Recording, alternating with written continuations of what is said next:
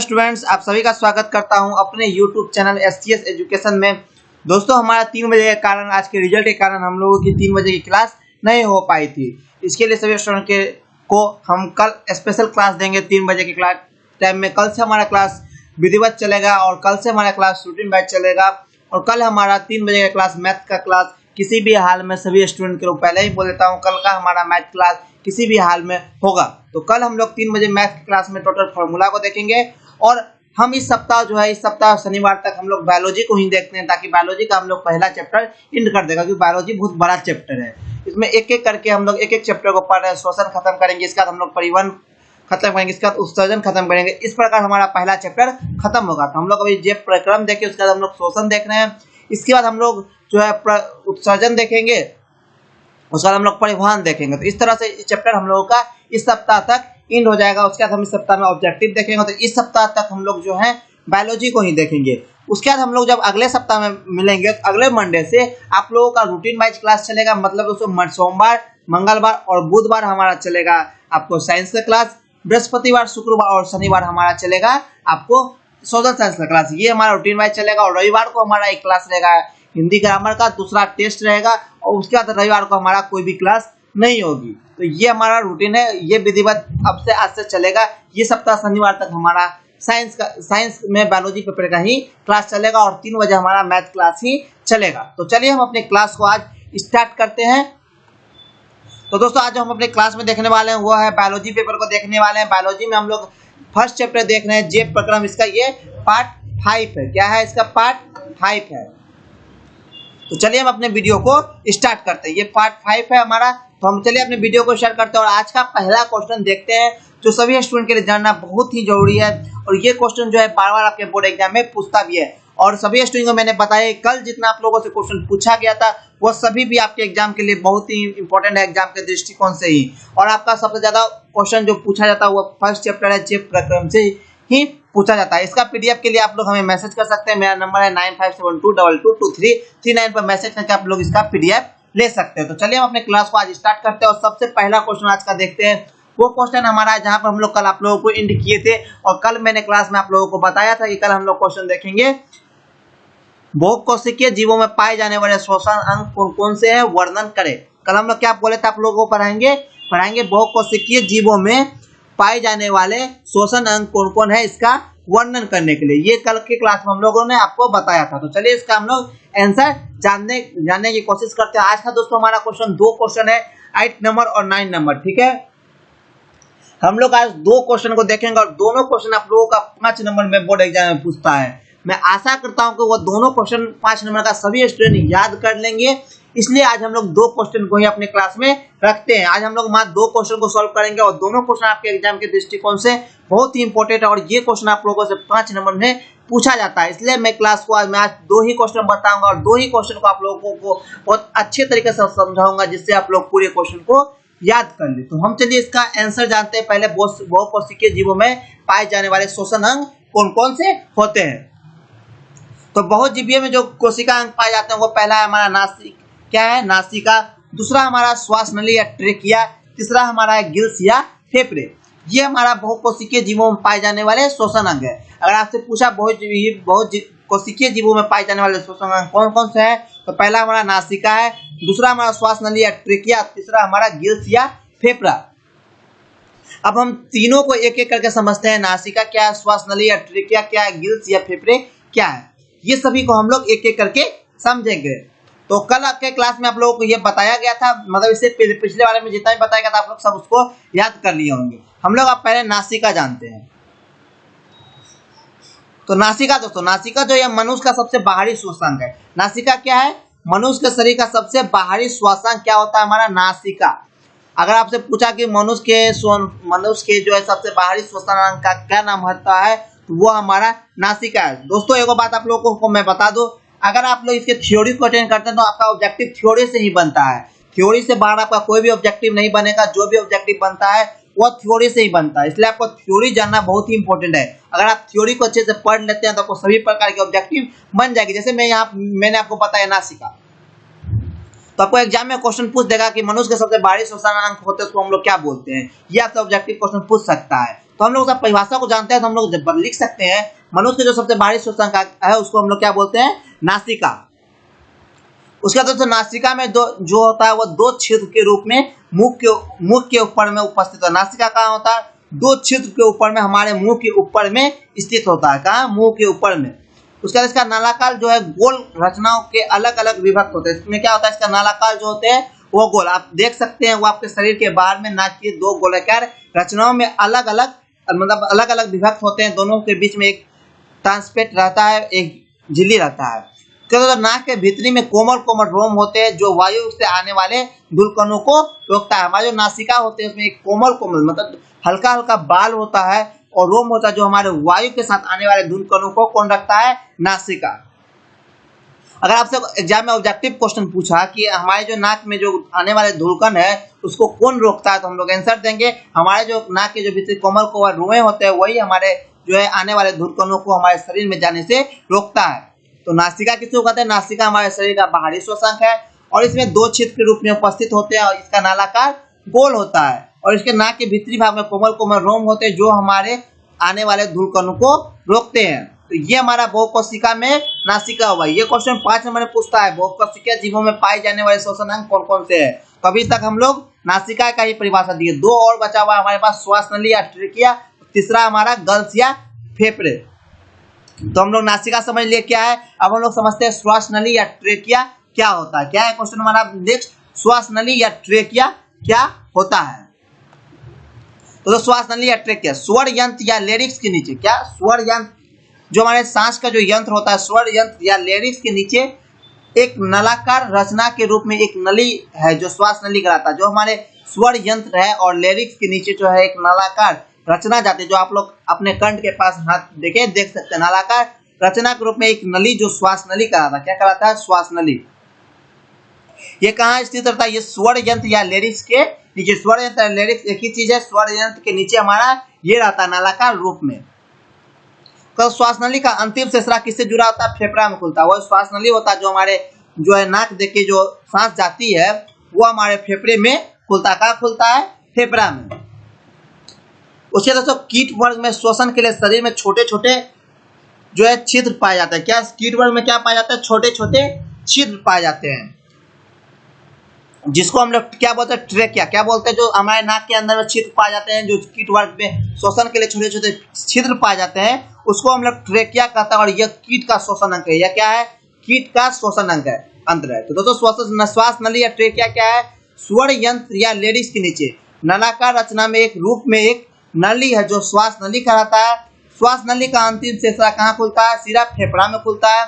और कीट वर्ग में श्वसन के लिए छोटे छोटे छिद्र पाए जाते हैं जिसको हम लोग क्या बोलते हैं, ट्रेकिया कहते हैं। और यह कीट जो है श्वसन अंग है। क्या होता है, ट्रेकिया श्वसन अंग।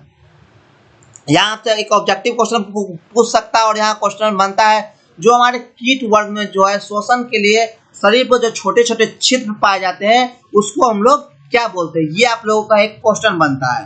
तो कीट वर्ग में जो श्वसन के लिए शरीर पर छोटे छोटे छिद्र पाए जाते हैं उसको हम लोग ट्रेकिया कहते हैं। और यह कीट का क्या है, यह कीट का श्वसन अंग है। उसका दोस्तों ट्रेकिया जो है शरीर सतह से लेकर कोशिका तक लगे रहते हैं। ट्रेकिया कहाँ से, शरीर के सतह से लेकर कोशिका तक लगे रहते हैं, इसमें वायु भरा रहता है। उसका ट्रेकिया में क्या होता है, ट्रेकिया जो है शरीर सतह से लेकर कोशिका तक लगे रहते हैं। ट्रेकिया जो है वो हमारे शरीर में शरीर सतह से लेकर कोशिका तक लगे रहते हैं। इसमें क्या भरा रहता है, इसमें एक वायु भरा रहता है। ट्रेकिया में क्या भरा रहता है, ट्रेकिया में हमारा वायु भरा रहता है। तो आपसे अगर पूछेगा कि हमारा ट्रेकिया में क्या भरा रहता है, तो ट्रेकिया में हमारा वायु भरा रहता है। और कीट वर्ग के जो श्वसन के शरीर पर छोटे छोटे छिद्र होते हैं उसको हम लोग ट्रेकिया कहते हैं। और यह कीट का क्या है, श्वसन अंग। अगर आपसे पूछा कि कीट का श्वसन अंग क्या है, तो कीट का श्वसन अंग हमारा ट्रेकिया होता है। और कीट जो है कहाँ से सांस लेते हैं, तो ट्रेकिया से लेते हैं। उसका श्वास नली का अंतिम सिरा हमारा कहाँ खुलता है, तो श्वास नली का अंतिम सिरा हमारे सिरा जो हमारे फेफड़े में खुलता है। तो ये सब हमारा श्वास नली या ट्रेकिया का एक इंपॉर्टेंट पॉइंट हुआ। अब हम लोग अपने थर्ड पॉइंट की ओर बढ़ते हैं। थर्ड हमारा हो गया फेफड़े या गिल्स। क्या है थर्ड हमारा, फेफड़े या गिल्स। पहला हमारा क्या हुआ, नासिका में सांस गया, नासिका से हमारा कहा श्वास नली होते हुए हमारे फेफड़े में गया। तो हम लोग अब फेफड़े या गिल्स किसको बोलते हैं ये हम लोग जानते हैं। तो बहुकोशिकीय जीवों में श्वसन के लिए हमारा फेफड़ा पाया जाता है। क्या पाया जाता है, बहुकोशिकीय जीवों में श्वसन के लिए फेफड़ा पाया जाता है, जो वायवीय शोषण में उपयोग में आता है। जो किसके शोषण में उपयोग में आता है? वायवीय शोषण के उपयोग में आता है। बहुकोशिकीय जीवों के शोषण के लिए फेफड़ा कहाँ पाया जाता है? फेफड़ा या गिल्स पाया जाता है। ये वायवीय शोषण में उपयोग आता है। लेकिन यहाँ एक इंपॉर्टेंट पॉइंट है, लेकिन एम्फीबिया वर्ग के जंतु में शोषण के लिए फेफड़ा के अतिरिक्त त्वचा तथा, यहाँ तथा होगा दोस्तों, त्वचा तथा मुख ग्रसनी भी शोषण में भाग लेते हैं। एम्फिया वर्ग में क्या होता है? जंतु के शोषण के लिए फेफड़ा के अतिरिक्त, एम्फिया वर्ग में फेफड़ा के अतिरिक्त त्वचा तथा मुख ग्रसनी भी शोषण में भाग लेते हैं। मानव शरीर में शोषण के लिए फेफड़ा या गिल्स भाग लेते हैं, लेकिन एम्फिया वर्ग में जंतु के शोषण के लिए फेफड़ा के अतिरिक्त त्वचा तथा मुख ग्रसनी भी शोषण के लिए भाग लेते हैं। तो ये हमारा गिल्स हुआ। उसके बाद गिल्स या गलफड़, ये हमारा मछली में पाया जाता है। किसमें पाया जाता है? गिल्स या जलीय जीवों का शोषण अंग है, इसलिए इसमें इसी पॉइंट में बहुकोशिकीय जीवों में भी इसको रखा गया है, गिल्स या गलफड़। तो गिल्स जलीय जीवों के शोषण अंग है। गिल्स किसका शोषण अंग है? जलीय जीवों का। जैसे मछली में पाए जाने वाले शोषण अंग गिल्स है। अगर आपसे ऑब्जेक्टिव क्वेश्चन पूछा जाता है कि मछली में पाए जाने वाले शोषण अंग क्या होते हैं, तो मछली में जो शोषण अंग पाए जाते हैं उसको गिल्स कहते हैं। दूसरा क्वेश्चन आपसे इसी से पूछता है कि मछली का शोषण अंग क्या है, तो गिल्स है। मछली कहाँ से सांस लेता है, तो मछली गिल्स या गलफड़ से सांस लेता है। ये एक बार नहीं ऑब्जेक्टिव, ये 5 बार ऑब्जेक्टिव आपके बोर्ड एग्जाम में पूछा गया है। तो गिल्स किसका है? जलीय जीवन का शोषण अंग है। जैसे मछली में पाए जाने वाले शोषण अंग क्या है? गिल्स है। यह गुलाबी रंग का एवं पट्टिका जैसे रचना में होते हैं। अगर आप लोग मछली के गलफड़ को देखे होंगे तो ये गुलाबी रंग का एवं पट्टिका जैसे रचना में होते हैं, अगर आप मछली देखे होंगे तो। उसके बाद पट्टिका परस्पर में एक दूसरे से गुच्छित रूप में आच्छादित रहते हैं। इनमें से कितने लोगों ने मछली का गलफड़ देखा है वो कमेंट करेंगे। मैं देखता हूँ, मैं जानना चाहता हूँ कितने स्टूडेंट जो है मछली के गलफड़ देखे हैं। मेरे अंदर से 85% स्टूडेंट गलफड़ को देखे होंगे अगर वो मछली बनाए होंगे तो। जैसे पट्टिका जैसे क्या होते हैं? एक रचना होता है, लेकिन पट्टिका परस्पर में एक गुच्छे के रूप में आच्छादित रहते हैं। जब मछलियां शोषण के लिए जल से मिश्रित वायु लेते हैं, क्या लेते हैं? जब मछलियां जो है शोषण के लिए जल से मिश्रित वायु लेते हैं तब मुख के स्थित गिल्स जो है जल को बाहर निकाल देते हैं। क्या करते हैं? मुख में स्थित गिल्स जो है वो जल को बाहर निकाल देते हैं और वायु जो है शरीर के अंदर प्रवेश कर जाता है। किस प्रकार मछली शोषण करती है? मछली शोषण करती है जब जल से मिश्रित वायु को मछली सांस के तौर पर लेती है तो वह गिल्स जो है जल को हमारा बाहर कर देता है। उसके जो वायु जो है वो शरीर के अंदर चले जाती है। तो इस प्रकार हमारा मछली जो है सांस लेता है। तो आप लोग इसको समझ लिया कि मछलियां कैसे सांस लेती है। तो उसका गिल्स में जो है पानी जाता है, पानी जो है जल जो है वह गिल्स से बाहर निकल जाता है और वायु जो है शरीर के अंदर चला जाता है। उसके बाद हमारा नेक्स्ट है मानव श्वसन तंत्र के बारे में। देखिए ये हमारा आज का लास्ट टॉपिक है। आज भी इस क्वेश्चन को हम लोग देखेंगे, इसलिए हम लोग को बताते हैं। आज हम लोग 2 क्वेश्चन को देखेंगे और दोनों क्वेश्चन आप लोगों के लिए बहुत इंपॉर्टेंट है, क्योंकि ये दोनों क्वेश्चन आप लोगों को बिहार बोर्ड में 5 नंबर में पूछा जाता है और 5 नंबर में बहुत ही इंपॉर्टेंट है। इसलिए आज आप लोग को 2 क्वेश्चन बता रहे हैं और आप लोग सभी क्वेश्चन को याद करते जाए, क्योंकि याद जब कर लेंगे तो फिर आपको सॉल्व करने में दिक्कत नहीं होगी। तो मानव श्वसन तंत्र के बारे में लिखे। तो मानव श्वसन तंत्र के अंतर्गत निम्नलिखित अंग सम्मिलित होते हैं। मानव श्वसन तंत्र में जो होते हैं वो निम्नलिखित अंग सम्मिलित होते हैं। कौन कौन से अंग सम्मिलित होते हैं हम लोग इसको पहले जानते हैं। तो पहला हमारा होता है नासिका या नासिका छिद्र। क्या होता है? नासिका या नासिका छिद्र। दूसरा हमारा स्वर यंत्र या लेरिक्स। स्वर यंत्र का ही हमारा दूसरा नाम है लेरिक्स। थर्ड हमारा श्वास नली या ट्रेकिया। चौथा हमारा है फेफड़ा। ये मानव श्वसन तंत्र का भाग है। इससे पहले हम लोग क्या देखे? पूरा बहुकोशिकीय जीवों के बारे में जाने थे। अब हम लोग सिर्फ मानव श्वसन तंत्र के बारे में जानते हैं। ये तो आपके लिए बहुत ही इंपॉर्टेंट क्वेश्चन है कि मानव श्वसन तंत्र के बारे में लिखिए, इसमें कौन कौन से श्वसन तंत्र पाए जाते हैं। तो मानव श्वसन तंत्र के अंतर्गत निम्नलिखित अंग सम्मिलित है। पहला नासिका या नासिका छिद्र, दूसरा हमारा स्वर्ण यंत्र या लेरिक्स, तीसरा श्वास नली या ट्रेकिया, चौथा हमारा क्या है? फेफड़ा। हम सभी को एक एक करके अब समझते हैं नासिका या नासिका छिद्र क्या होता है।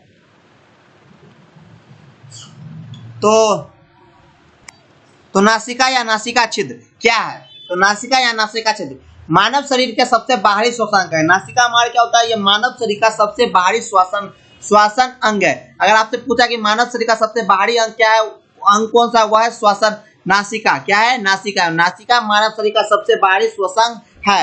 उसका तो यह मांसल रचना में दो नालाकार छिद्र के रूप में स्थित होते हैं और दोनों नाला को विभाजित करने वाले आवरण उपस्थित कर उपास्थि का बना होता है। किसका बना होता है? उपास्थि का बना है, जो लचीले एवं मुलायम होते हैं।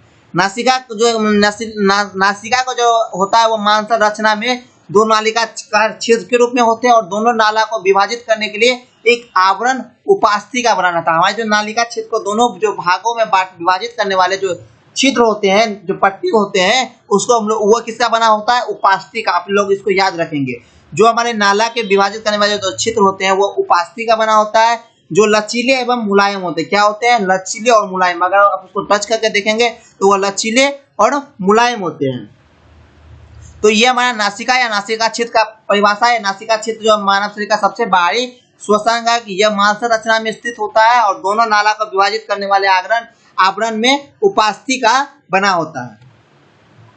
उसके बाद नासिका जो भीतरी भाग होता है वो मैट्रिक जैसे पदार्थ स्राव करता है। क्या करता है? मैट्रिक जैसे पदार्थ। जो मानव नासिका का जो भीतरी भाग होता है वो मैट्रिक जैसे पदार्थ का स्राव करता है, जो आंतरिक भागों को नम एवं गीला बनाए रखता है। जो आंतरिक भागों को क्या करता है? नम एवं गीला बनाए रखता है। और अंदर में छोटे छोटे रम पाए जाते हैं। अंदर में क्या पाया जाता है? छोटे छोटे रोम पाए जाते हैं, जो श्वसन के दौरान लिया गया ऑक्सीजन में मिश्रित धूल एवं धूल कणों को छानने का कार्य करता है। क्या काम करता है? जो श्वसन के दौरान लिया गया जो हमारा ऑक्सीजन होता है उसको ऑक्सीकरण एवं मिश्रित धूल एवं धूल कणों को छानने का कार्य करता है।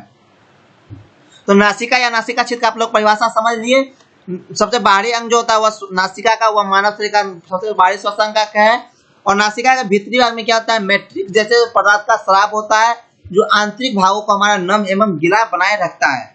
और अंदर में एक छोटे छोटे रोम पाए जाते हैं, जो हमारे श्वसन के दौरान लिया गया ऑक्सीजन के साथ जो मिश्रित धूल एवं धूलकण होते हैं उसको बाहर छोड़ देते हैं। यह हमारा नासिका या नासिका छिद्र का परिभाषा हुआ। अब हम लोग दूसरा देखते हैं। दूसरा जो हमारा है वो स्वर तंत्र या लेरिक्स। हम लोग अब इसको समझते हैं, स्वर तंत्र या लेरिक्स क्या होता है। तो हम लोग स्वर तंत्र या लेरिक्स को अब समझते हैं। तो स्वर तंत्र या लेरिक्स जो नासिका छिद्र के अंतिम भाग जहाँ मिलते हैं, क्या नासिका छिद्र के जो अंतिम भाग जहाँ मिलते हैं वह क्षेत्र हमारा स्वर तंत्र या लेरिक्स कहलाता है। यह घुमावदार रचना में या पैलेट सदृश रचना में दिखते हैं, जिसे क्रांची कहा जाता है। और इस स्वर तंत्र या लेरिक्स ग्रसनी में कंठ द्वार के समीप खुलता है। यह कहाँ खुलता है? यह लेरिक्स ग्रसनी में कंठ द्वार के समीप खुलता है। तो नासिका क्षेत्र के अंतिम भाग जहाँ मिलते हैं वह क्षेत्र हमारा क्या कहलाता है? स्वर तंत्र या लेरिक्स कहलाता है। यह घुमावदार रचना में या पैलेट सदृश रचना में दिखते हैं, जिसे क्या कहा जाता है? क्रांची कहा जाता है।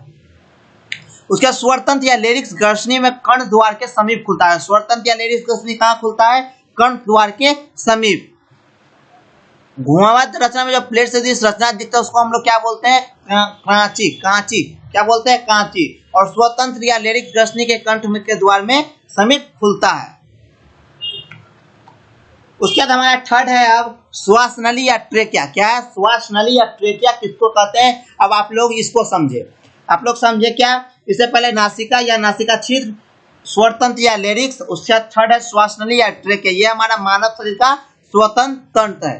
तो श्वास नली या ट्रेकिया, लेरिक्स का अंतिम भाग जहाँ खुलती या मिलती है। क्या? लेरिक्स का जहाँ अंतिम भाग जहाँ खुलती या मिलती है वह भाग श्वास नली या ट्रेकिया कहलाता है। क्या कहलाता है? श्वास नली या ट्रेकिया कहलाता है। इसके आंतरिक भाग घुमावदार रचना में होते हैं। इसके आंतरिक भाग क्या होते हैं? घुमावदार रचना में होते हैं। इसके दीवार मजबूत एवं संकुचनशील होते हैं। इसके दीवार कैसे होते हैं? मजबूत एवं संकुचनशील होते हैं। तो लेरिक्स का अंतिम भाग कहाँ खुलती है? जहाँ खुलती है या मिलती है वो भाग हमारा श्वास नली या ट्रेकिया कहलाता है। इसके आंतरिक भाग घुमावदार रचना में होते हैं। इसके दीवार मजबूत एवं संकुचनशील होते हैं।